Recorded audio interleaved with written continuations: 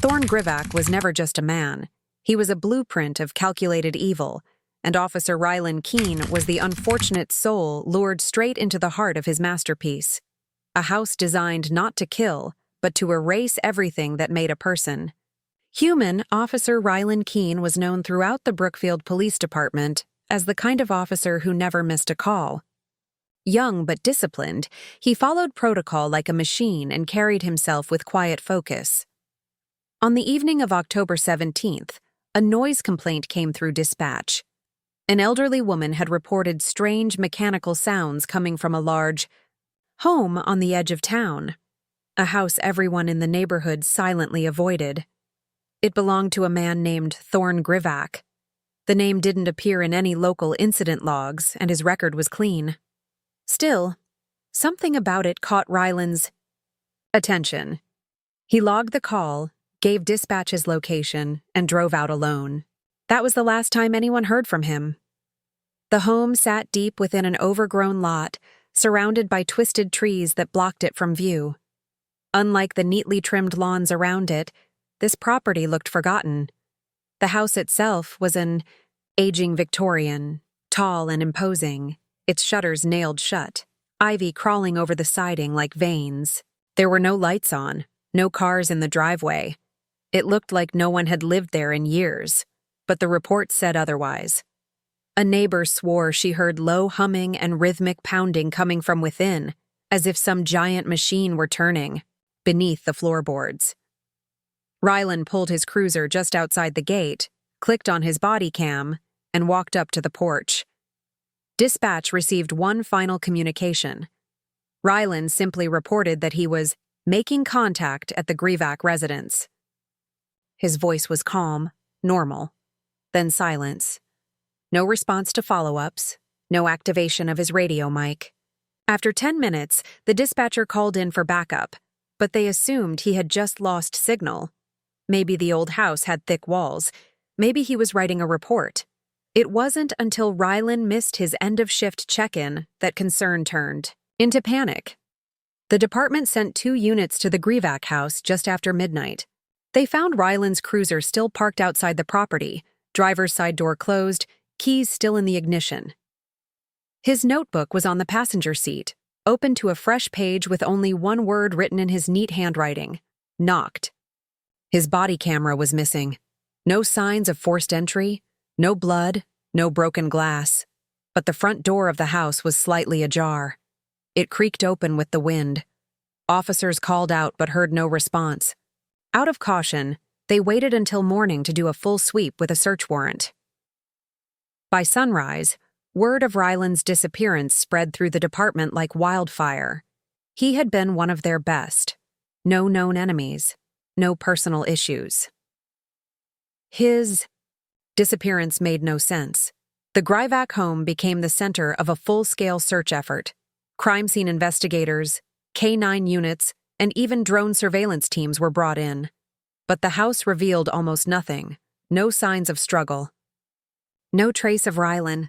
Just dust, strange symbols scratched into the wooden floors, and thick drapes stapled to the windows. It felt like a stage waiting for a performance that had already ended.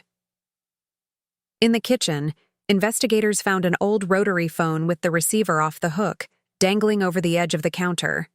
It wasn't connected to any line. Just an empty socket drilled into the wall behind it. One officer noticed something even more unsettling: a row of nails along the hallway where picture frames had once hung. Whatever had been displayed there was now gone, leaving behind only rectangular outlines in the dust. Neighbors were interviewed, but no one claimed to know much about Thorne Grivak. Some thought he'd moved years ago. Others said he still walked the property at night, mumbling to himself. A delivery driver admitted he once dropped off a package there, but had been told never to come back. No one had seen Rylan come in. No one saw him leave.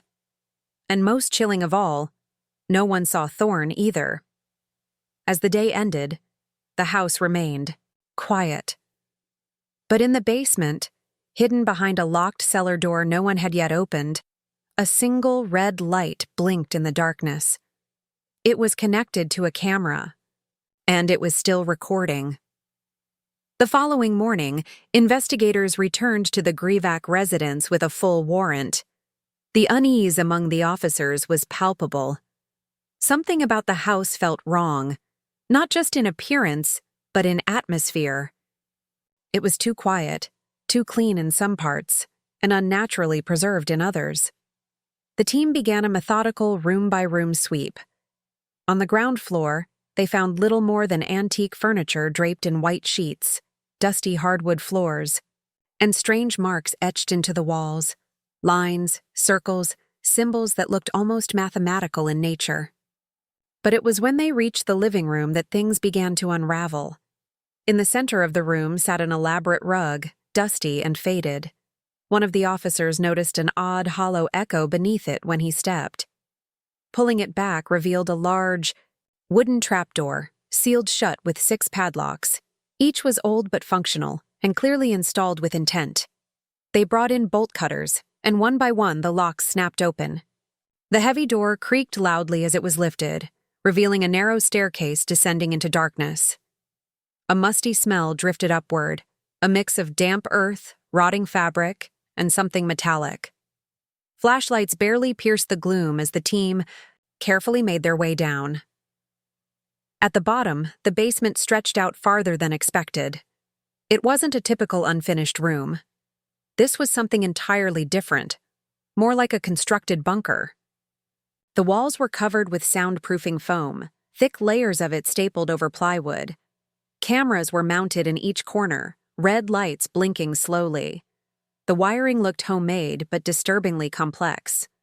Thick black cables ran across the ceiling, like veins. In the center of the room was a metal cage bolted to the concrete floor. Inside the cage, neatly folded, was Officer Rylan Keene's uniform. The shirt was torn at the collar and splattered with dried blood. His utility belt lay beside it, empty. One boot was missing. Next to the uniform, a small digital timer had been left running, as if counting the hours since he had vanished. It had passed the 48-hour mark, but there was no sign of Rylan himself, only his belongings and an eerie sense of absence, like someone had vanished into thin air. The rest of the basement was just as disturbing. Several adjoining rooms branched off the main chamber, each with a different purpose. One was filled with black and white surveillance monitors displaying static and flickering footage. As investigators watched, one screen flicked to life, showing a live feed of a small, windowless room. The walls were made of concrete, and in the center sat a metal chair bolted to the floor. Though the room appeared empty, a faint movement in the shadows hinted that someone or something was still inside. Another room contained a row of filing cabinets, each drawer labeled with cryptic terms like Phase 1, stimulation response, and threshold tests. Inside the drawers were manila folders filled with pages of handwritten notes, diagrams of human anatomy, and photographs of what appeared to be previous victims. Some photos were dated as far back as 2012. None of these cases had ever been reported. The names didn't match any in missing persons databases. It was as if an entirely hidden world of victims had existed beneath the surface, unnoticed for years. Most chilling of all was the final chamber, a long, narrow corridor with 6 doors on each side. Every door had a number etched into it and a small rectangular slot at eye level. Inside each room was a different type of setup. One held nothing but chains bolted to the wall. Another had padded walls and floor. A third was lined with mirrors. The rooms weren't just cells. They were experiments, designed to test isolation, fear, and endurance in ways no ethical mind could justify. Everything in the basement pointed to one conclusion. Thorne Grivak hadn't just kidnapped Officer Rylan Keene. He had built this place for years, maybe decades. It wasn't just a hiding place. It was a facility, a personal laboratory of suffering. And the most disturbing thing was that it all functioned without him needing to be present. Traps had been set. Cameras were still working. And whoever Rylan had been before he entered that house, he was now part of something far darker. The horror wasn't just beneath the house, it was inside it, alive and still watching. The deeper investigators looked into the house, the more disturbing the picture became. The evidence in the basement proved that Thorne Grivak had not just kidnapped Officer Rylan Keene. He had been operating in the shadows for much longer. What was initially assumed to be a sudden act of violence began to unfold as something calculated, rehearsed, and carried out with chilling precision. Thorne wasn't just a criminal. He was something far worse. He was a collector, a manipulator, and a predator with patience. Hidden compartments began to emerge throughout the house as forensic teams continued their sweep. Behind a loose panel in the hallway wall, officers found a wooden chest filled with personal items, wallets, driver's licenses, and keys. Each object was labeled with a handwritten tag, including names, dates, and bizarre notes such as Subject 3 withstood 9 days and Subject 7 collapsed after music test. The handwriting was clean and orderly. Each item was placed with surgical care. The discovery horrified the team. None of the names matched any missing persons cases on record. These people had vanished without a trace. It suggested one of two possibilities. Either the system had failed to connect the dots, or Grivak had targeted victims who wouldn't be missed. In the attic, another piece of the puzzle came into focus. A hidden door, camouflaged into the woodwork, led to a narrow passageway. It opened into a surveillance room, a space that didn't match the style of the rest of the house. This room was newer, cleaner, colder. The walls were lined with screens, each showing different camera angles from inside the house and below it.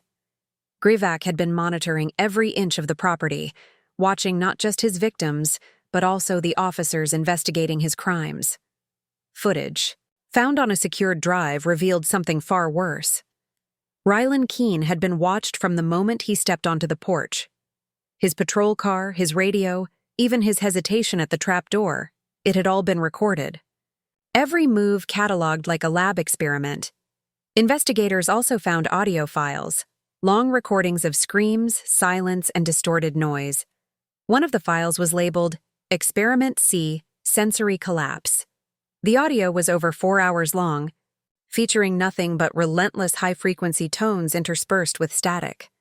Experts later confirmed the sounds were designed to disorient, weaken, and mentally destroy a human subject over time. Another file, labeled Mock Trial, included a robotic voice reading fabricated charges to someone crying in the background. It became clear that Grivak's intention wasn't just torture, it was psychological dismantling. He wanted to reduce people into shells, to control their perception of reality. Among the evidence were disturbing journals. In his notebooks, Thorne referred to his victims as units, or subjects. He documented their reactions to extreme isolation, sleep deprivation, and environmental manipulation. Some notes detailed induced obedience through light cycles and compliance triggers through sound. The notes were so methodical, they resembled academic research. But no institution had ever sponsored him. He worked alone, and his methods had no boundaries. A turning point came when a rusted locker in the far corner of the basement was pried open. Inside were 3 VHS tapes, labeled with nothing but dates. They were rushed to the tech team for digitization. What they revealed shocked even the most hardened officers. The tapes showed early footage, filmed nearly a decade earlier. They depicted a different setup, in a much smaller space, but with the same tactics: cages, screams, manipulation. One of the tapes ended with Thorne himself speaking directly into the camera. He wore a white mask, his voice calm and unhurried. He said that pain was the purest form of truth, and that every person had a moment when their soul cracked open like glass. This wasn't just about Officer Rylan Keene anymore. This was a serial predator who had refined his methods over years. Grivak hadn't stumbled into madness. He had engineered it. Every part of the house, from the moment you entered to the second you realized you were trapped, had been designed to strip away identity, hope, and control. And now, the evidence showed that he had done it before. More than once. Possibly dozens of times. And terrifyingly, the team could not yet confirm if all of his victims were truly accounted for. Some may still be alive. Somewhere. Still waiting. As news of Officer Rylan Keene's disappearance and the horrific discoveries inside the Grivak residence spread, national attention turned to Brookfield. The FBI stepped in, taking over the investigation from the overwhelmed local department. Special Agent Elira Voss, known for her work on underground captivity cases, was assigned as lead. Her first move was to isolate the house, sealing it off entirely. No one entered without clearance. The structure wasn't just a crime scene anymore. It was evidence of something far larger, something sinister that had eluded law enforcement for years. Elira's team began mapping every inch of the house with ground-penetrating radar. What they found shocked everyone. Beneath the original basement, there was a secondary level, deeper, hidden beneath reinforced concrete. It had no visible access point. It wasn't on any building plans. Whatever was down there, Thorne Grivak had buried it like a secret beneath the secret. With careful excavation, the team broke through the foundation, revealing a descending tunnel, barely wide enough for a person to crawl through. The tunnel stretched for nearly 30 feet before it opened into a chamber. It was unlike anything seen above. The walls were polished steel, the floor grated, and the air was unnaturally cold. There were no lights until the generator in the main house was powered. Then, fluorescent bulbs flickered to life one by one, illuminating a nightmare that had remained untouched for years. This lower chamber was a vault of control and experimentation. Along one wall stood tall glass containers, some empty, others filled with cloudy liquid.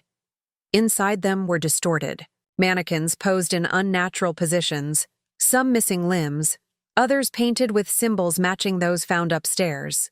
A steel table rested at the center, surrounded by surgical instruments, none of them sterilized. Bloodstains, long dried, painted the grating below in streaks. In a locked cabinet, Elira found an archive labeled Primary Subjects. Each file included a photograph, fingerprint sheet, and a brief psychological summary. One of them was Rylan Keene. His folder was unlike the others, more detailed, with a full biometric profile and a disturbing note scribbled at the bottom. Stable under pressure. Begin Phase 4 integration. The implications were terrifying. Grivak hadn't killed Rylan. He was using him. Further into the chamber, the team discovered a small room with thick metal walls and no windows. At the center was a reclining chair, strapped, with leather restraints, and positioned to face a television screen bolted to the wall. A speaker system was wired directly into the subject's headrest. This was sensory programming, designed to reshape thought. The room reeked of sweat and ammonia. On the floor was a paper cup filled with dried blood. Behind the chair, on the wall, Rylan's badge had been nailed like a trophy. A breakthrough came when technicians finally decrypted one of Grivak's encrypted hard drives. The files contained not only video logs and notes, but also maps. Grivak had traveled across multiple states, stalking his subjects before selecting them. His victims weren't random. He chose them based on patterns: loyalty, service, emotional, restraint. He hunted people who wouldn't break easily, because he wanted to be the one to break them. But the most disturbing discovery came from a small device hidden behind the air vent in the steel chamber. It was a transmitter, sending regular encrypted signals. The signal had been active for weeks, meaning someone, possibly Grivak, was still alive, still watching. Even worse, a recent ping placed the source of the latest signal not at the Grivak house, but over 80 miles away. Grivak had left before the house was discovered. He had been preparing for this. Elira realized what they were up against.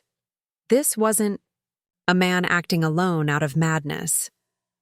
Grivak was a planner, always steps ahead, treating his crimes like a performance. The house wasn't just a prison. It was a distraction, a museum of horrors left behind while the real operation continued elsewhere. And with Rylan's fate still unknown, time was running out. Grivak had moved on, but he had left behind a terrifying message in every room, every camera, every scar. The game was far from over. The trail led investigators out of Brookfield and into the forests beyond Stanton County, where the final signal from the transmitter had originated. It was a remote area, thick with pine and devoid of any signs of civilization. The location was almost impossible to reach without off-road equipment. As the search team approached, they discovered what appeared to be an abandoned fire watchtower. The structure was rusted, half buried in ivy, and at first glance looked like it hadn't been used in decades. But as the team climbed the tower, they realized the decay was a disguise. Beneath the rusted surface, the structure had been modified, its interior hollowed out and reinforced with steel. Inside was a narrow shaft leading underground. Unlike the Grivak residence, this facility was not theatrical or filled with psychological traps. It was clinical, efficient, and quiet. The walls were painted gray, the air smelled of antiseptic, and the lights buzzed with low, uninterrupted power. Surveillance feeds were still active, and a system of generators kept the underground compound alive. This wasn't a copy of the original location. It was the core. What had been found beneath the house was only an extension of what had been happening here for years. They moved slowly, aware that Grivak had a history of luring and trapping those who followed him. But this time, no traps were found. Instead, what they uncovered was more sinister: an active containment cell. It was heavily fortified and lined with shock-absorbent padding. Inside was Rylan Keene, alive, but unrecognizable. His eyes were sunken, his face pale and gaunt, and he didn't respond to his name. When medics approached, he flinched violently, as if bracing for pain. He had been drugged, deprived, and conditioned for so long that the very idea of freedom was foreign to him. Rylan's wrists bore deep scarring, some old, some fresh. His hair had been shaven, his fingernails carefully trimmed by someone other than himself. It was clear he had been maintained, but not cared for. It wasn't compassion that kept him alive, it was control. Around the cell, investigators found notebooks filled with more of Grivak's writings. These notes detailed every stage of Rylan's psychological breakdown and recovery attempts. Grivak had been trying to rebuild him, not physically but mentally, as a blank slate. He wrote about identity as a weakness, emotions as data, and the mind as a programmable engine. What made the discovery even more chilling was the final room of the compound. It was completely sterile, with white walls and a single computer terminal. On the screen was a live feed of the rescue operation. Grivak had been watching them again, this time from somewhere else. A text document was open on the screen. It read only one sentence: "You found the echo, not the voice." The realization hit hard. Grivak had been ahead of them at every turn. The second facility was never meant to be his end. It was his exit plan. And rescuing Rylan had been part of it. In the weeks that followed, Rylan was taken to a secure recovery center. He remained unresponsive to questions, often staring at walls for hours or repeating words he had been conditioned to say. Therapists worked tirelessly, trying to piece back his identity, but the damage ran deep. He had been someone strong, logical, and dedicated. Now, he was broken in ways no one could understand. Meanwhile, the search for Thorne Grivak intensified. Airports, borders, and digital trails were monitored, but he had vanished. Despite a global alert, no confirmed sightings were ever reported. What investigators found instead were small caches, storage lockers, computers, journals, all carefully, planted. In everyone, a pattern emerged. Grivak had been studying people long before he struck. He documented reactions to fear, grief, and trauma from a distance. He had infiltrated lives without them knowing. He didn't just pick victims.